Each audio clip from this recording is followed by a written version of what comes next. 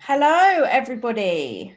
How is your Friday going? It is so hot. We've just been talking amongst ourselves about how hot it is and how difficult it is to do anything other than basically just lie down and possibly watch Netflix things. But even that's a little bit too much for my brain at the moment, to be honest. So how is everybody and how is your studying going? And any questions that you wanted to put to these lovely guys who are going to talk to us today about Year 13 roadmap. So from now until, what is it, like 11, 12 months? 12 months probably to the day for some of you. You're going to be in those final exams, all being well. And what does that map look like for the next 12 months? What do you need to do? What does people around you need to do? What questions have you got for Miriam and Yaz and Luke and Elle, who've just done this a year ahead of you? How is everyone? Hi, Megan. I always think Megan does maths, but Megan does not do maths. It disappoints me every time. So how are you guys? Who's going to start? Luke, are we? Yeah, I don't mind kicking off. You? Excellent. Yeah. I will get rid of my face so that we're a bit more symmetrical on the screen. No problem. So hi everyone. So for those of you that don't know us, I'm just going to introduce everybody. So my name's Luke. Hopefully I'll be, fingers crossed, I'll be studying dentistry in September. I'm joined with Miriam, Yaz and Ellie, and Miriam and Yaz want to do medicine, and then Ellie's biomedical science. So we're all quite sciencey based, but still we've all been through a process that no doubt you'll be on. That's why you joined this video. So you want to sort of see how we've sort of dealt with Year 13. And this is just quite a bit of a reflection video, to be honest, guys. It's not really anything that's going to be sugar-coated. It's going to be very truthful, very raw and honest, because I think that's the best sort of way to be. So yeah. So this video is basically about managing time, and as the video says, it's the Year 13 roadmap. So things that we found that have like cropped up, or things or events, say, where we think that it could have gone in like a better place or things like that. So we're just going to tell you a bit about our experiences. So does anybody want to start about how they thought Year 13 went as a whole, or how they like manage Year 13? I was gonna maybe touch on like the first at the start of Year 13. And I was going to talk specifically to anyone who's applying for the first deadline, the early deadline. For me personally, when I was applying, and I could see the difference in my friends that weren't applying for that as well, the start of Year 13 for me was very much focused on UCAS and university more than A-level content. And I don't know about other sixth forms, but my sixth form kind of, obviously they were aware of that. And so they made sort of not allowances, but they were understanding of, for example, certain times when we really couldn't meet deadlines because we were like spending so much time perfecting our personal statements and making sure application was like as perfect as it could be. And so I just wanted to say to anyone who's applying for the early deadline, make sure you like put in the right priorities, maybe speak to your teachers about certain like tasks of the setting and see if there's any way like around that would make sure that you are putting a lot of effort in your application. For people who are not applying for the early deadline, I'll definitely say to form your best habits now for Year 13, especially because obviously it's the last year and the exams aren't going to be that far away. And make sure you're taking this time to really get like started where you want to be basically. And I say that because it's not like Year 12 anymore where you start like gradually, like there wasn't any sort of transition into Year 13. It was kind of like you just start and here's all the hard content, get on with it. So make sure that you're forming those habits, making that routine, and make sure like you probably should by now, but if you don't, make sure you have your revision, like your best way to revise kind of sorted by now. And yeah, totally. Just jumping on the back of what you said, Miriam. I think Year 12 is very different to Year 13 in a lot of sort of aspects. So Miriam, like you rightly said, from Year 11 to Year 12, it's just sort of like it could be like a new change of location or environment if you've moved to sixth form. Obviously, the academic side of things, because it's like GCSE to GCE, so that's A-levels. But with Year 12 to Year 13, you've got another jump in sort of like your academic expectations and like how hard the sort of content is. You've also got UCAS to comprehend, especially like dentists, medics, vets, Oxbridge candidates. You've got the sort of early deadline to sort of deal with as well. So there's a lot of things that are thrown at you in Year 13. And I think I'd be lying if I said at least one point I thought I was going to throw in the towel. And I honestly I remember just thinking, why am I actually doing this? And I think you'll ask yourself that quite a bit, like in a free, when you sort of like back to everyone like crying, writing some notes, you're like, why am I even doing this? But ultimately, you've just got to make sure that you actually do want to do it, because no one's forcing you to be in sixth form at the end of the day. It's ultimately your choice. You're not trying to make anybody else happy. And if you are, then it's not really right for you. But again, don't sort of let these sort of emotions like overtake you. It's normal. I'd be lying if I said that I didn't have these sort of like feelings and thoughts in sixth form, but it's just a process that everybody unfortunately has to go through if you want to go to some sort of higher education, and it will be worth it in the end. A lot of the time, I remember saying to my friends, it's just like short-term pain for the long-term gain. Don't sort of think of it as like a 2 years of, oh my God, like it's going to be so hard. Yeah, it will be hard. But like we've said sort of in yesterday's video as well, it's sort of how you bounce back from the situation. So if you're like time under pressure, if there's a lot of deadlines going on, things like that, don't be afraid to ask for help, because it doesn't make you any less of a person. If you need help, reach for it, shout for it, because I'm sure there'll be lots and lots of help that you can get at your sixth form. And just take your time. Miriam, I know you said about burning out. That's a really, really important thing. I remember going sort of through like spells, and I'm pretty sure you can all sort of like agree with me on this, going through spells where I'd be really, really motivated, like keep going. And I think, right, I've only got a few months left till exams, but there's only so much you can do. Like, it's crazy when you think about it. I used to go to bed at, say, like 1 or 2 o'clock in the morning, wake up at 6, do the same thing over and over again. And I was like, how long can I actually keep doing this for? But it's all worth it. It really is. And it's only 2 years. It's, if you think about the average sort of lifespan, it's like 80 something, 86. I know it's a bit morbid, but 86 is like your average life expectancy. So 2 years out of a whole 86 years, it's nothing really to try and sort of get you to where you want to be. Yaz, do you want to add anything to that? Try and make it a bit more lighter, not morbid. Yeah, sure. So I think, as you said, the jump between year 11 to year 12 is not as big. You know, obviously you go into a new environment usually, or you're just picking up different subjects and you're learning a lot more. But I think the jump between year 12 and year 13, the difference is that you have more responsibilities. As well as you doing your A levels, you've got your UCAS application to go through, and despite the fact, of course, you're going to have support from your teachers, at the end of the day, it is your responsibility to, you know, if you do medicine, to do the UCAT and BMAT on time, to get your personal statement in and ready before the deadline, you know, to prepare for your mocks that you may have as well.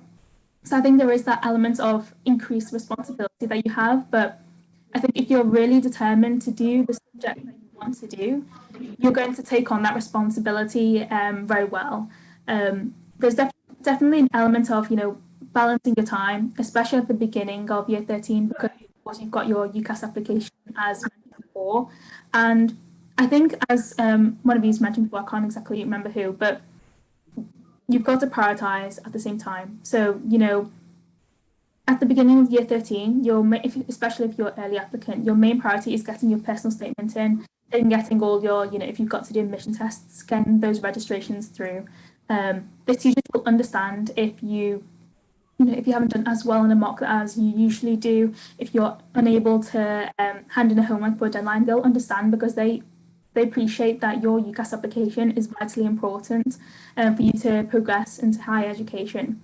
So they'll completely understand, as long as you speak to your teachers consistently and you just let them know how you're progressing, because then they can support you in any way they can. I think definitely, especially for the ones who are doing early applicants, so the deadline's usually 15th of October. After that deadline, you do feel a lot more relaxed, because you can then just solely focus on your A levels until, you know, if you're medicine, dentistry, or Oxford, you may get interviews later on down the line. But I'll definitely say, you know, there is that increase in responsibility and prioritization that you need to make sure you're on top of work and you're balancing your time. Yeah, defo. Just coming on to what you said, Yels, it's not, I heard this so much in year 13, it's a marathon, not a sprint. So it's like, that's like obviously metaphorical use, but it's sort of, if you get like at the start of year 13, if you're not where you want to be, it's okay because you're not sitting your exams yet. Sort of, it's better to see a gradual progression, and then like so it goes up like that, than to be like up, down, and then down at the actual exams, because that's not really what you want. It doesn't really matter too much in what you get in like the end of topic tests and things like that. I'd sort of just say, obviously, well, I mean, we all know how important mocks are, because that's what sort of our grades are going on, but don't sort of like, oh, it's all right, they're only a set of mocks. Like, touch wood, hopefully, absolutely nothing like this will ever happen again. You'll never have to sort of rely on like mocks, but just in case, just make sure that you actually do try on end of topic test, mocks, things like that, even though they're not the be all and end all. I know I've read like articles on The Guardian, etc., and they've sort of like trying to get a new way in how to maybe predict grades. That's what's sort of been like the general consensus of what they've been chatting about. It could be partly exam and partly sort of teacher input. So I just make sure that they should always try. And even if you don't do so well, it's not sort of like, it's not an embarrassment, or don't feel ashamed of being like, oh, I tried really hard, but I didn't do so great, because it's all right you saying that then, and then knowing where to move from and where to go from before, like when you sit your exams in May. But there's absolutely no point lying to yourself and being like, oh, it's because I didn't even revise, when you did, but you're a bit defiant. So yeah, defo. And like Yaz, what you just said, sort of like just make lists. I remember when like all around my room it's bare now, because obviously I don't have to.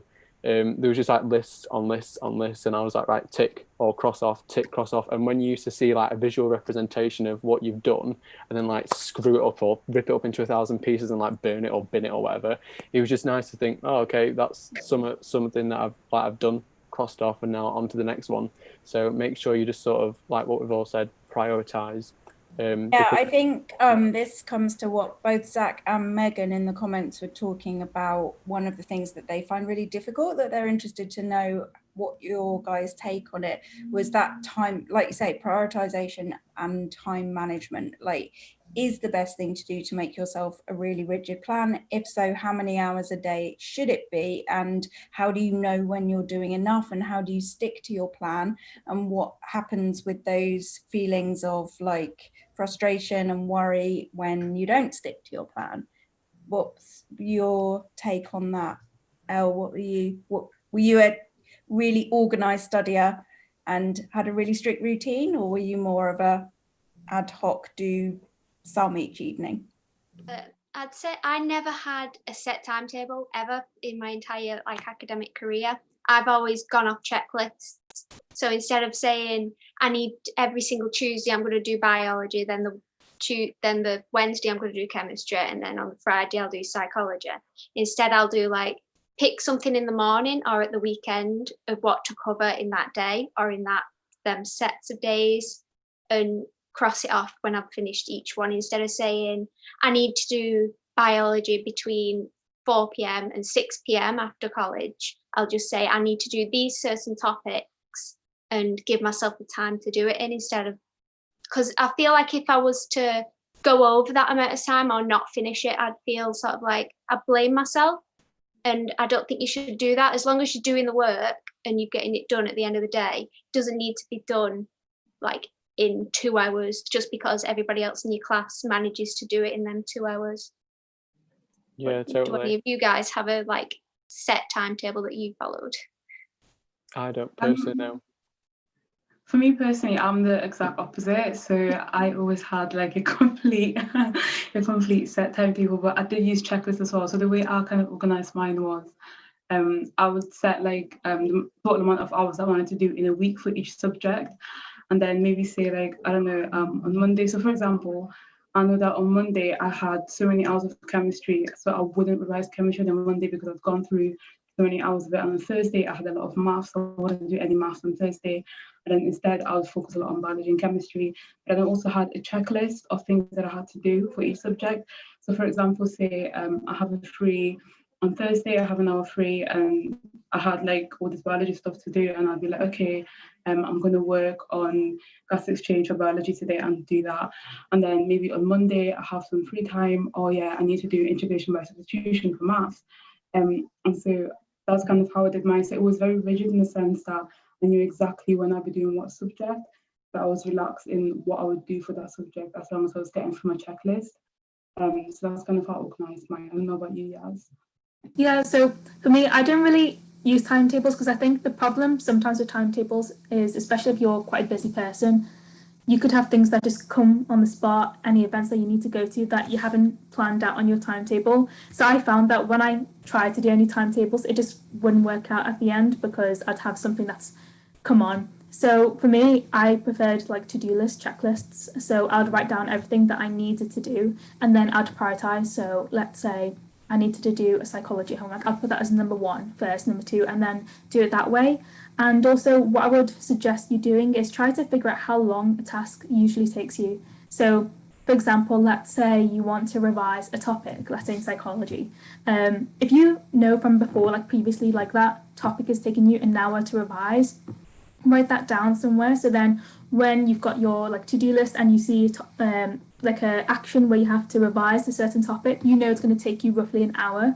So then that helps you then plan your day. So it's not really like a timetable, but at least you know how long a task is going to take you, because then when it comes to it, it'll be more effective in the long run. But I think also one thing to mention is that, for example, in my school, sometimes they'll try to recommend how many hours you're going to do. You get that all the time. People ask you, how many hours have you revised for this or that?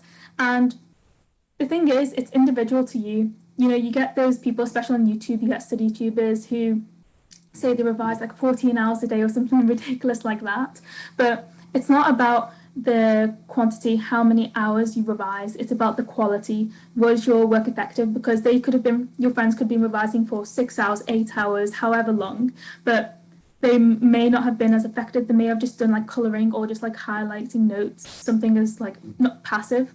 So if you do active revision, and you can get it done quicker in like 1 or 2 hours. So for me personally, I didn't, have to spend that long revising all the time. I just made sure I was doing active revision. So then I, spent less time revising and I was able to really learn the content compared to my friends who spent, 8 hours or something like that, not doing much in a sense. So that's one tip I'd give when it comes to revising and planning. But at the end of the day, it's individual to you. You have to figure out what's best for you. I was going to add on as well, one of the things that I did, one thing that really helped me was to separate homework from revision. So I know that, for example, when you're still like pre-A-level, you get like so much homework and you don't focus as much on revision, but obviously A-level is completely different. So for me, what I did was I tried to do all my homework in the freeze that I had in school and then do my revision at home. And the reason why that worked for me was because my teachers are very specific in when they set homework. So my maths homework was always set on a Thursday during for a Tuesday. And so I knew that like that would never change. And same thing with chemistry, we always had like, our chemistry homework was different, but we had like a very specific due date. And so I knew that that's never going to change. So I kind of made my schedule around that. Where I would do all my homework on a specific day for a specific subject during my freeze.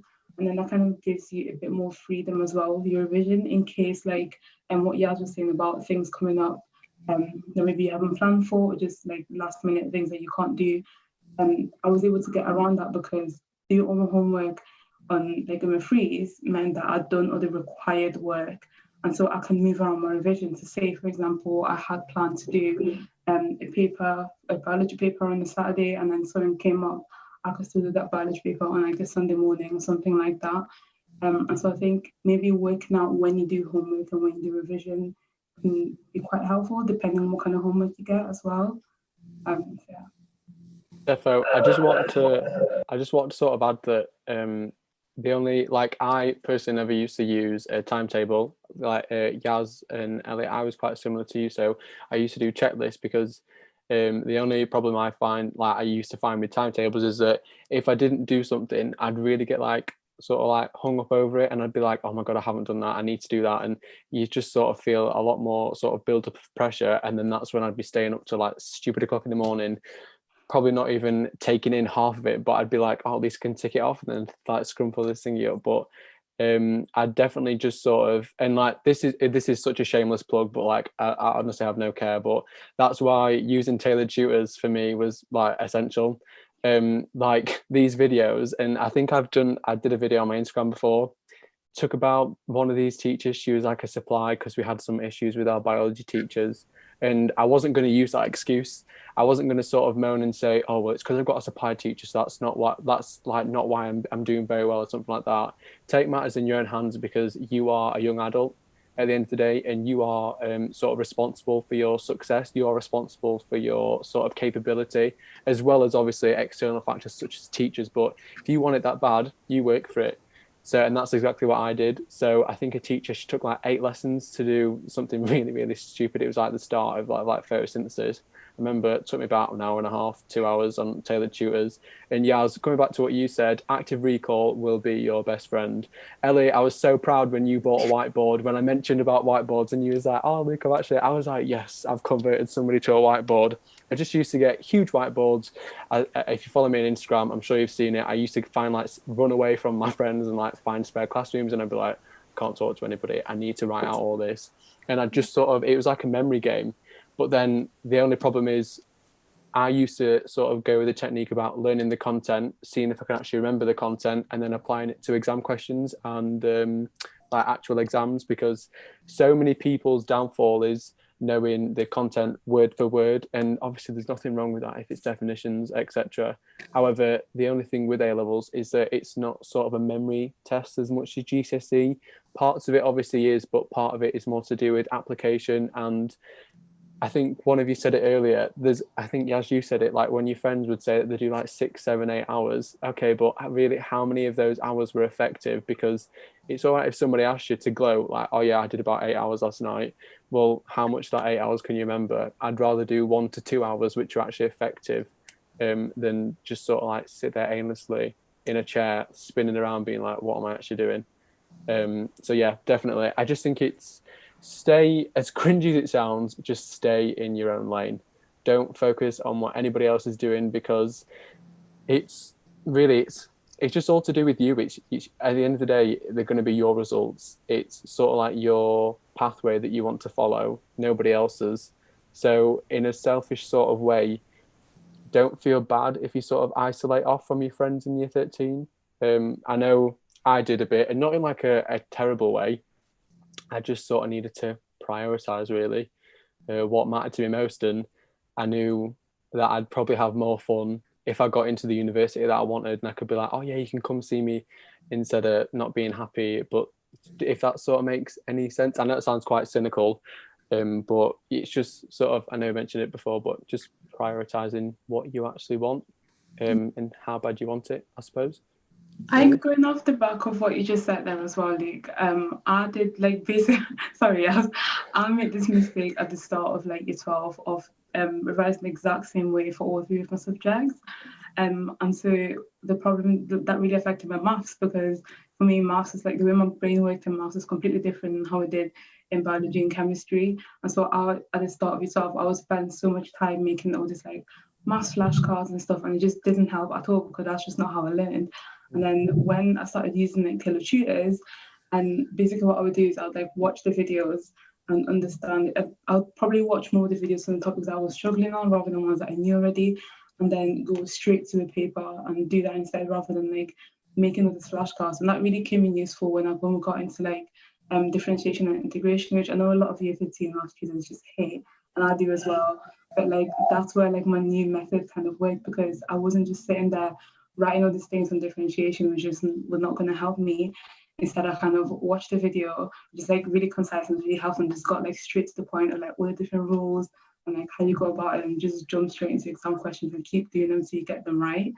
So I'll definitely say like make sure you're actually considering as well the different methods that you're using for different subjects, and how like they're working for you. Defo. Yaz, were you going to add on to that? I was going to add on to what you said before about like how you like kind of prioritize and you kind of like isolated yourself in a sense to revision.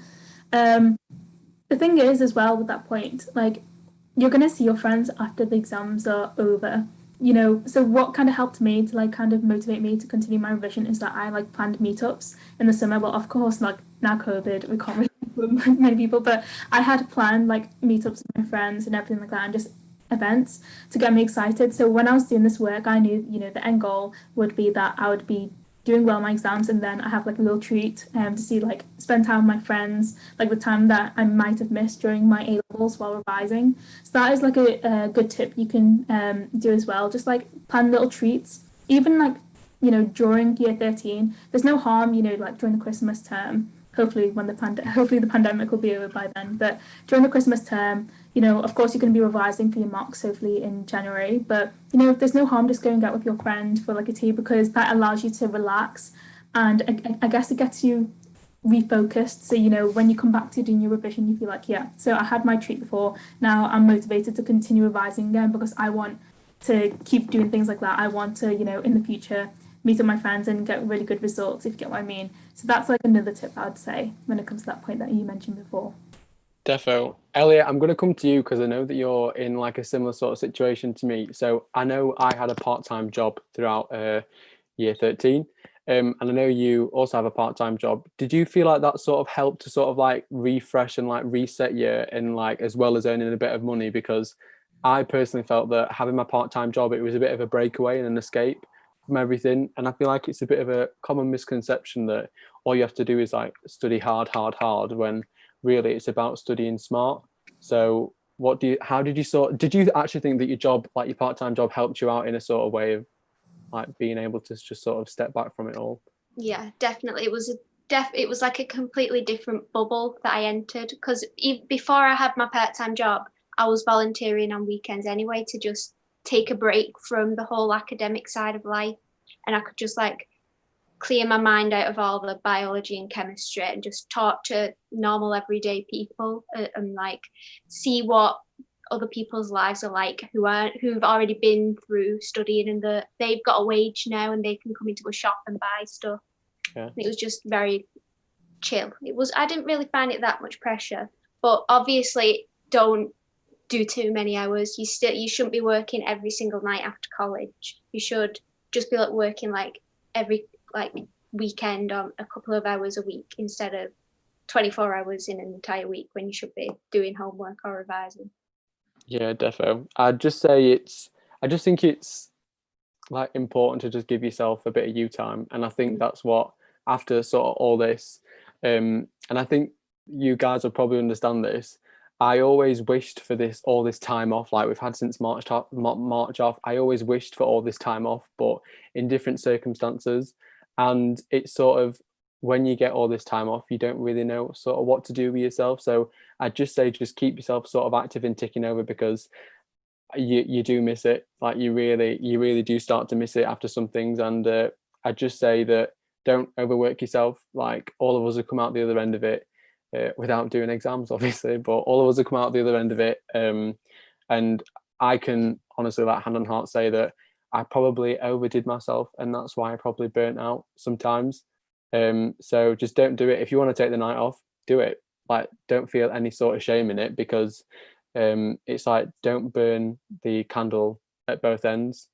Like, give yourself some time to like just be you and like go out and have fun with your friends, because that it really does help like a lot. So I would say, like, just to add on to that, like, look after yourself, because in year 13 you've got a lot. You've got your A levels and you've got your UCAS application to go through, so sometimes it can, you know, builds up and it can feel like there's a lot on your plate. But make sure at the end of the day to take care of yourself. Like as Luke said, if you need to take a night off, take it, because at the end of the day, you're not going to be able to do these exams if you're not healthy and you're not well and you're not sleeping right. You need to be, you know, fit, healthy in order to do well in these exams and to think and answer the questions. So take care of yourself, and when it comes to studying, enjoy it. As much as it like sounds very hard to do, you have to enjoy it, because like even now, like, you know, we haven't got any exams, and I kind of miss studying in a sense of revision, kind of. yeah. In a weird way, I miss it. So just enjoy that time, because you're never going to have an opportunity to, you know, revise these 3 or 4 subjects again. Just try to enjoy the process, and imagine it's like something that, you know, because you've taken these A levels because you love the A levels. Well, I hope you do, but like you love them and you want to pursue maybe 1 or 2 of them as a future career or subject in university. So enjoy the process of learning as much as you can. And if you're like, for example, learning with friends, enjoy that that's a good idea as well. I guess, if you don't like to work alone, or you tend to procrastinate a lot, get your friends round. Even now, like on Zoom, you could probably like do a study session together. That's another way, because you guys are motivating each other, and you'll be more willing to do the work if you're doing it with someone else. So that's another tip I'd say. Just jumping off the back of what you said, Yaz, I remember in like our little group chat, as well as like last year as well, if none of us sort of understood something, someone would put something in the chat, and I always found that learning from other people was something that I was like quite really good at, because say for instance, if you're strong in a certain area or a certain topic, if you can explain it to somebody who doesn't understand it quite as well, your knowledge is sound and your like understanding is there, and hopefully, I don't know, you feel sort of good after you've helped somebody else out. And it just like, if somebody asks you a question, and if you're like really ricking over it in your brain, like, I really don't know, but straight away if you're like, oh bam, it's that, it's gonna sort of like really show that, oh yeah, I do know it, give you a bit of a boost, and also give them a bit of a boost because like you've helped them out. So definitely work with friends, but pick the right friends, because some friends, like, as much as you love them, they can be so distracting, and you just like, shut up, no, like leave me alone, go away. In a sort of nicest possible way. Yeah, so just sort of be strategic in what you do at the end of the day. And I know, I don't really know, it's sort of, it's weird like saying it from like this point of view after being done it, but they are only sort of exams, if that makes sense. So obviously you can have like the option to resit or go through like another degree route, which may end up getting you to the same place. Like there's been a lot of successful people that have failed first time, and A levels are hard. Like nobody's saying that they're not. And I really think some people need to sort of like cut themselves some slack and give themselves a bit of a break, because you are probably doing a lot better than what you actually think. And like we've already said, it's a marathon, not a sprint. Look at that long-term gain, and like look at the long-term game, to see like how far you've actually come. Like I remember at the start of year 12, if I thought I was going to be any sort of where or do anything that I did this year in year 13, I'd call you a liar. I had sort of like no confidence or anything like that. I just didn't believe it at all. And I don't know if you sort of guys can sort of like say that as well. Like even like when I got interviews and things like that, or like actually getting the UK, can any of you sort of think like, nah, I never thought I would have been able to do it in year 12? Yeah, definitely. Like I remember this time last year, I was like speaking to some of my friends who are also planning on doing medicine, and we were just like talking about the process, like, oh my goodness, we're gonna have to do UCAT, BMAT, interviews, personal statements and all that, and we were just thinking, how are we gonna get through this all? But then like now looking back, it's like it's such a sense of achievement. Like when you get through it all, it's crazy to think that we've gone through that whole process. Like even when I got my interviews, I was just like so excited because I didn't expect it at all. Yeah. And so even though you have to put in a lot of hard work at the moment, the reward is just so amazing when you just look back at the process. Of course, we couldn't do the exams, but there are other things that we had to do along the way to get to this position that we are today, and with the offers that we've achieved. So be proud of yourself as you go through this process. Have the confidence and, I guess, pick yourself up in a sense. You've come this far already, going through year 12. Some people drop out after doing year 12. You've continued, you've been motivated to stay on and finish the course, because at the end of the day, you want to do a certain subject or course at university. That is your goal. So always keep that goal in mind.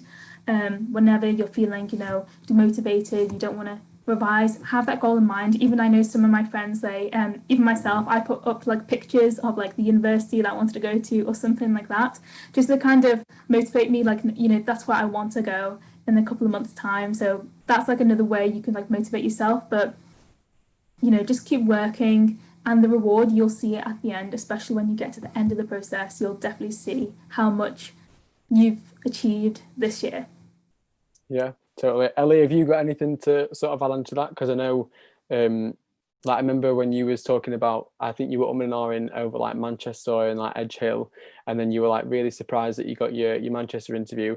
That's like another sort of like hurdle that you've overcome. Like, did you ever think that, or like, did you ever expect that like you would have been like this good in like year 13 or anything like that? I never thought I'd ever like get an interview anywhere. I always thought that I'd probably get like one offer probably to my university, or like I was always scared that nobody would ever want me to like go there because I didn't have the best, like, because you always had to like have good English and then good maths GCSEs. I had my good maths, but I always got low in my English, so I was always terrified that that would affect my entire life, but it didn't. And I'm now going to go to university with my 5 whiteboards and whiteboard pens and learn an undergraduate degree with them.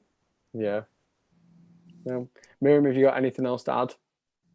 No, not really. You kind of covered everything. Has anybody got any comments that they want us to answer, anything like that about year 13? Sorry, I was working out how to unmute myself there. Yeah, it's okay.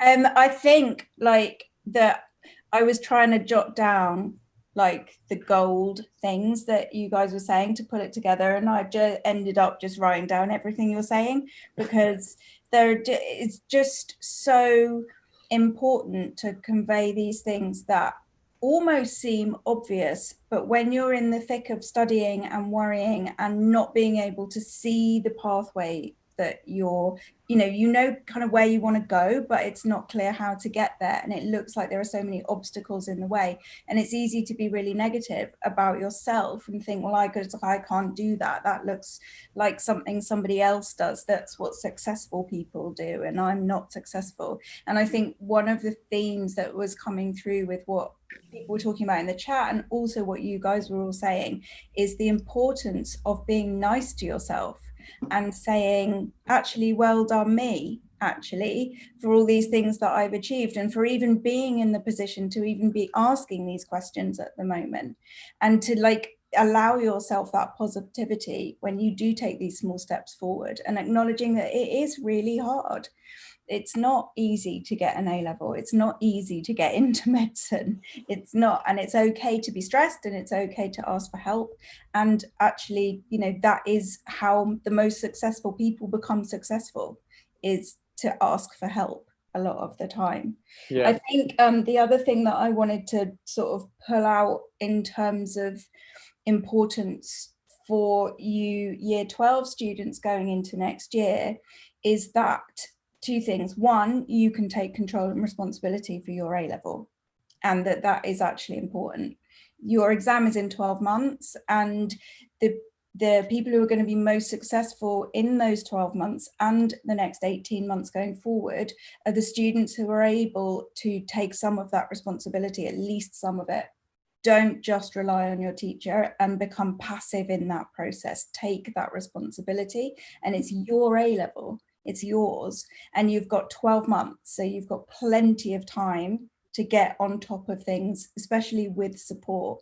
And then leading on from that, absolutely agree with all of you guys about it's quality, not quantity. Like, people can do hours and hours and hours of watching YouTube videos, or like making flashcards and that kind of thing, and then at the end of that 10-hour process, is your grade any better? Probably not.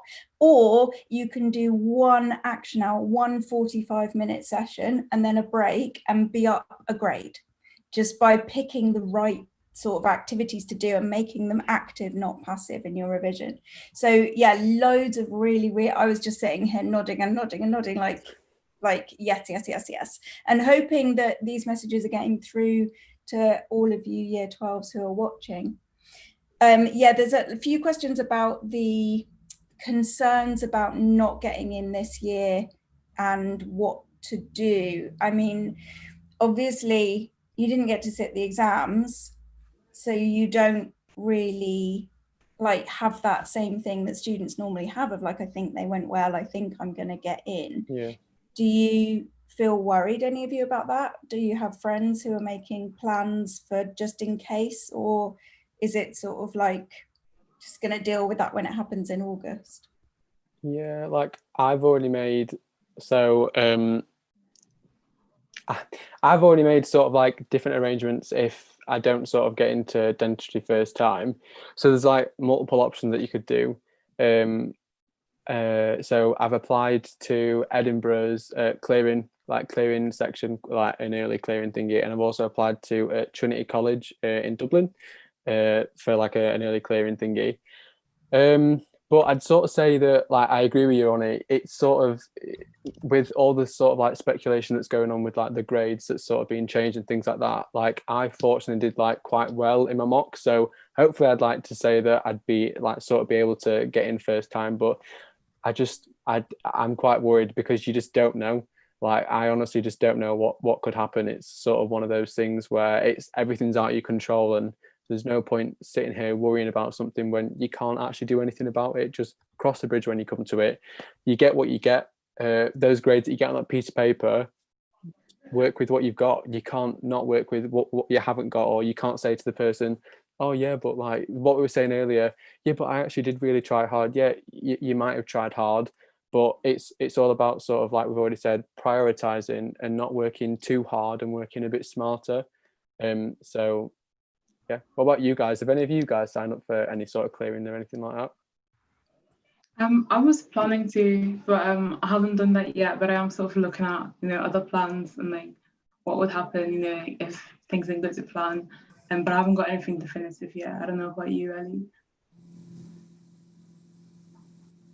Ellie. I'd always say that apprenticeships are always an option. Like degree apprenticeships, they're just you still get the same qualifications at the end of the day, and they usually open up like in the September time anyway. So if anybody doesn't want to go to clearing, or there isn't anything in clearing that they want, and they still want to start doing something in the next year, they should always just have a look at apprenticeships and see if there's any that they can do maybe for a year, get a partial qualification, and then start again next year, or just do a complete. Yeah, and the routes that people take from the age that you are now over the next sort of 10 years into a degree, into a career, those routes are like so spidery and twisted and all over the place you wouldn't believe. And you're at this moment in your lives where up to this point everything has been really controlled. Everyone goes to school, everyone goes to primary school and is in this year, then this year, then this year, and then you go to secondary school, and then you go to college, and then like now, and it feels like the whole of life is like that, where everybody takes the next step. And if you're not sure what next step to take, then you're somehow going wrong. Or if the step you were planning to make doesn't work out, that's the end. There are no other options. And actually, the really, really exciting thing about being an adult is that there are a million billion options all the time, and you're allowed to choose, and whichever one you pick, then it is going to go somewhere exciting. And I think that is really, really important, not to, is it called putting all your eggs in one basket? But it's more psychological than that, that thinking that one route leads to happiness and the other routes don't is not right. That's not how it works. I think, can I just add on to that as well? Like, some people may be watching this who are in year 13 who are also worried about like what paths to take. But for example, for medicine, there are other paths. You don't have to go directly for the undergraduate route. You've got, foundation years, you can go and do a different degree, and then you can do graduate medicine instead.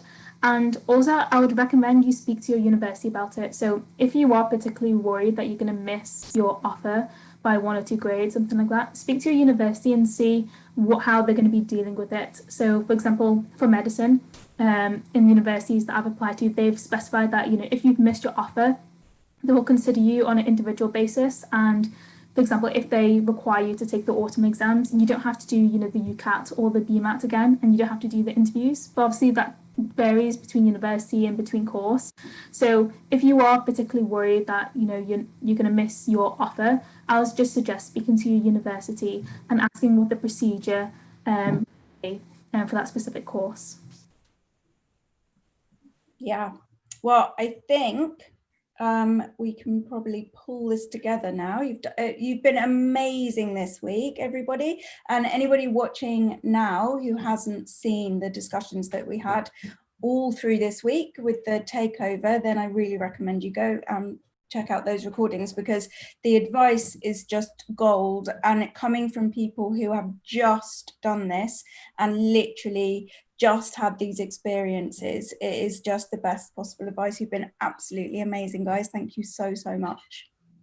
Thank you. Thank you. Rich says goodbye too. Take care, everyone. We'll be back next week on Monday for our Tailored Tutors check-in as normal, and we will see you all then. Have a lovely weekend.